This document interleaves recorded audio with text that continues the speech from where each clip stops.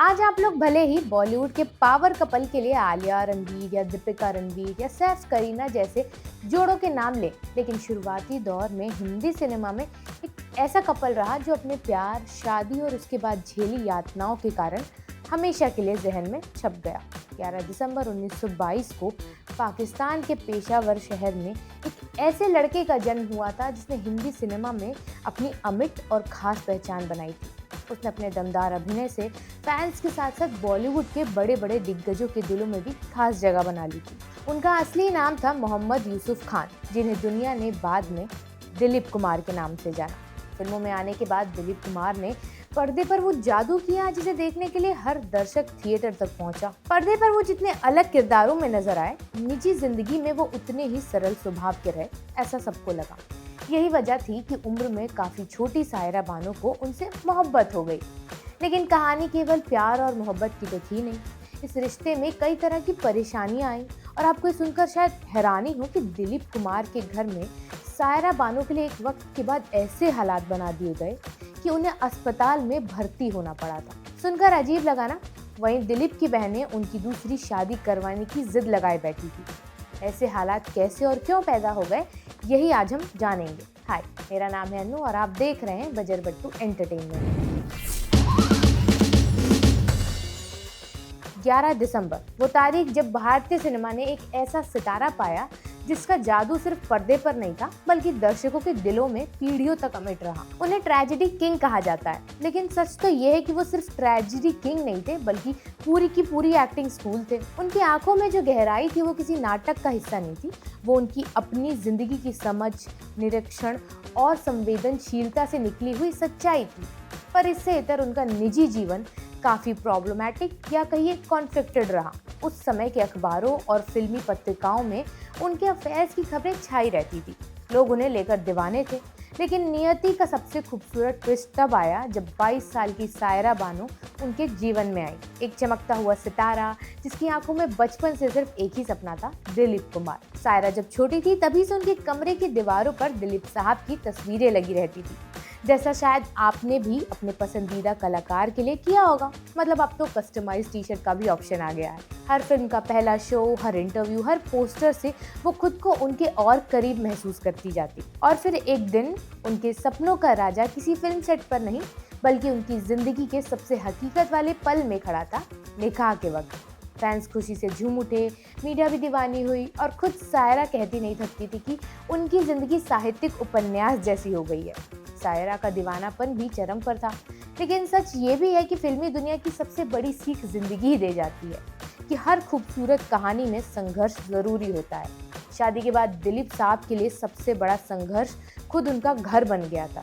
उनके माता पिता अब दुनिया में नहीं थे और घर की जिम्मेदारी उनके कंधों पर थी। 11 भाई बहनों का बड़ा परिवार, जिनमें से कुछ की शादी हो चुकी थी, कुछ के बच्चे थे, कुछ उन्हें अब भी उतनी ही जरूरत से देखते थे जैसे बचपन में।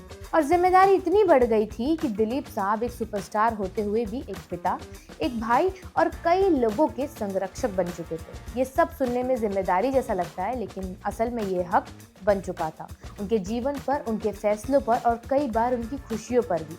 दिलीप साहब खुद अपनी किताब the substance and the shadow में लिखते हैं कि उन्हें पहले से अंदाजा था कि उनके परिवार के लिए एक नई महिला को स्वीकार कर पाना लगभग नामुमकिन होगा। उन्होंने सायरा से शादी से पहले साफ कहा था, अगर मैं 7वें आसमान की हूर भी लाऊं तो भी मेरे परिवार के लिए उसे स्वीकार कर पाना मुश्किल होगा। ये सिर्फ एक संवाद नहीं था बल्कि आने वाले सालों की सटीक भविष्यवाणी थी। शादी के शुरुआती दिनों में ही सायरा को इस अनदेखी जंग का हिस्सा बना दिया गया। छोटी छोटी बातें हथियार बन जाती थी जिनसे सायरा की हिम्मत धीरे धीरे टूटने लगी थी। उदाहरण के लिए, जब भी सायरा को तैयार होना होता, नहाने का टाइम आता, तभी दिलीप की बहनें बाथरूम में कब्जा कर लेती। सारा बेबस होकर कार लेकर मायके चली जाती, वहां से नहाकर लौटती। कभी कपड़े छिपा दिए जाते, कभी ताने देकर नीचे दिखाया जाता। वो ग्लैमरस स्टार जो बड़े पर्दे पर महारानियों की तरह दिखती थी, असल जिंदगी में हर दिन मानसिक थकान से टूटती जा रही थी। सारा तनाव धीरे धीरे उनके स्वास्थ्य पर पहाड़ की तरह गिरने लगा। सायरा को अल्सरेटिव कोलिटिक्स हो गया, एक गंभीर स्थिति जो सीधे तनाव और मानसिक दबाव से बढ़ जाती है या होती है। उनकी हालत इतनी बिगड़ गई कि उन्हें लंदन ले जाना पड़ा। उस समय दिलीप साहब दो मोर्चों पर लड़ रहे थे।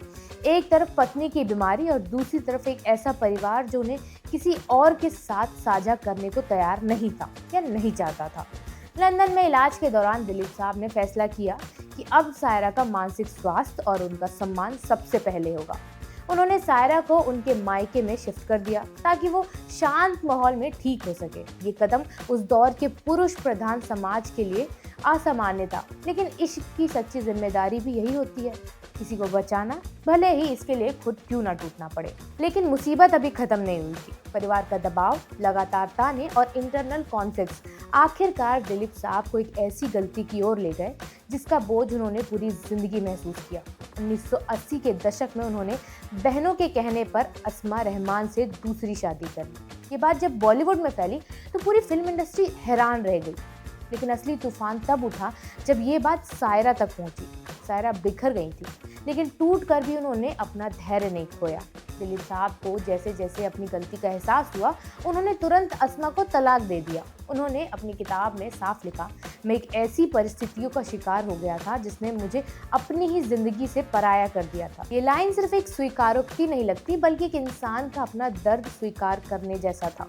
इस तूफान के बाद दोनों ने अपने रिश्ते को नई जिंदगी दी। सायरा ने दिलीप कुमार का साथ ऐसे निभाया कि दुनिया मिसाल देती है। उन्होंने उनके बीमार वर्षों में उनकी देखभाल की, उनकी याददाश्त कमजोर होती गई, शरीर थकने लगा, लेकिन सायरा का हाथ कभी नहीं छूटा। ये रिश्ता इश्क से ज्यादा इबादत बन गया था। आज दिलीप कुमार की जयंती पर हम सिर्फ एक एक्टर को याद नहीं करते, हम एक ऐसे इंसान को याद करते हैं जिसकी जिंदगी उतनी ही गहरी थी जितनी उनकी आंखों में झलकती थी। उनकी जिंदगी में प्यार था, दर्द था, संघर्ष था, जिम्मेदारियां थी, गलतियां भी थी, और उन गलतियों को स्वीकार करने की, सुधारने की हिम्मत भी थी।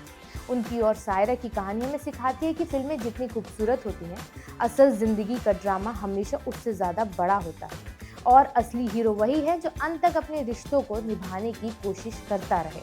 वीडियो फिलहाल यहीं तक, मैं आपसे मिलूंगी अगले एपिसोड में। तब तक के लिए देखते रहिए बजर बट्टू एंटरटेनमेंट।